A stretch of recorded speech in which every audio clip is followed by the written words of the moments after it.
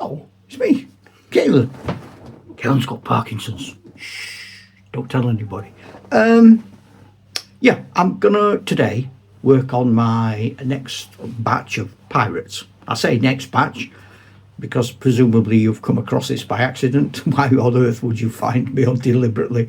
And you're going, what next batch? What? Well, there's other batches. I've got Parkinson's. I'm drool. I sniff a lot. I drool. I've got Parkinson's. My hands shake. This is not a place to come unless you're prepared to laugh at a man who is literally in front of your eyes, crumbling and falling to pieces. Yeah. So pirates. So I've got pirates. You know what figures look like. These are foundry pirates. And first thing I do, I prime them, and I have developed a style of painting which enables me, as someone with a disability, to produce a product that I'm happy with, that enables me to carry on with the hobby. I'm not pretending it's perfect. I'm not entering competitions. This is not museum quality. This is me still enjoying painting, despite the fact that 3-4 years ago I'd virtually given up because I didn't think it was possible. So what comes next is that.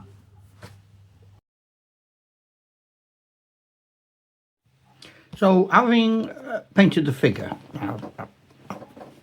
I know I keep going through this, but I just want to sort of get it in your head. I used to be a teacher. This is what happens. So I primed it, I painted it with all of the shade colours of the, I use Foundry, but you can use anything. Something where you've got a darker and then a medium and then a light. So I've covered it from head to foot with the darker. I make mistakes and my hand shakes, it goes all over the place, but I don't care. So that's what I do first.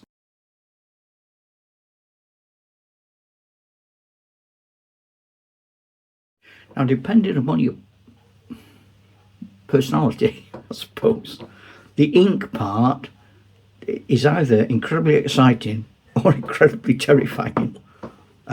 It works for this technique. It might not work for everything. It's not pretty. It's certainly not delicate. I get a big brush. I get a massive dollop of ink. And I cover the figure, completely drowning it from head to foot. I don't worry about it puddling. I don't worry about anything. That's all I do. And then he can go and stand with his pals, and I'm going to let it dry. The first coat, the dark coat, is very, very, very badly applied, and that's because of the shaky hands. I don't have any option. It hurts to do it any other way, and to be honest, I know through experience that I'm not going to get the paint in the right places, so why worry about it? So in effect, I'm almost sort of priming a second time, but this time with the appropriate colour. And what I'll do after the ink's dry, I'll have a good look at the figure and see what its character's looking like, what it's telling me. The ink always, as well, shows you things you might not have spotted. So you might think, oh, there's buttons there, or oh, there's a pocket there. And I like it, personally, and I've done it for quite a while now. It gives them that sort of grimy base coat.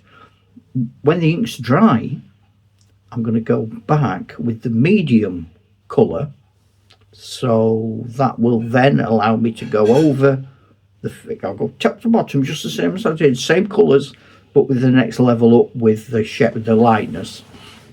And I'll be looking to not to hide the dark, what with the point. And I'm not trying to hide the ink, what with the point. What I'm trying to do now is look for the bits that are not right. They get mistakes, bits I've missed. Bits that I feel should be brighter. But I don't know. I might use the ink technique again after the next shade. I don't know yet. I might with some figures, I might not with others. I don't know yet. I don't necessarily use this ink technique with heroic character figures because I want them to be all bright and shiny. So if I was painting a regiment of Coldstream Guards in the Napoleonic Wars, the actual Coldstream Guards infantrymen I would paint like this. But when it comes to the officer class, perhaps even NCO standard bearers, they wouldn't get the ink because I don't want them to be all filthy and dirty. I want them to be a bit more crisp. Crisp's a good word.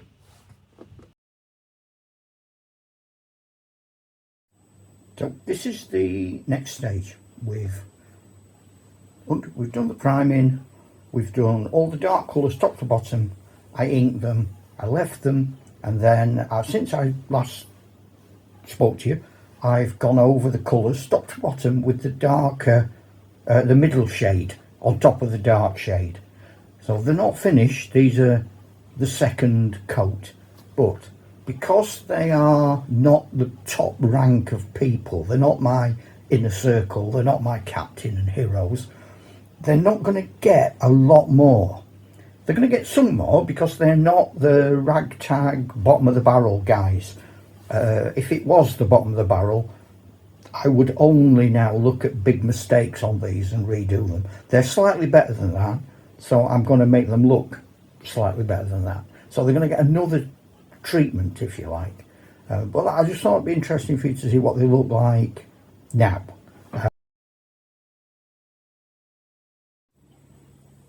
There we find our finished pirate crew. These are the actual trained sailors. Some of them served with Rupert, some of them served in the Royal Navy, some of them served in Jamaica. The chap with the woolly hat was a whaler. They've all got characters, a bit like you do for Frostgrave or Coxswain at the front.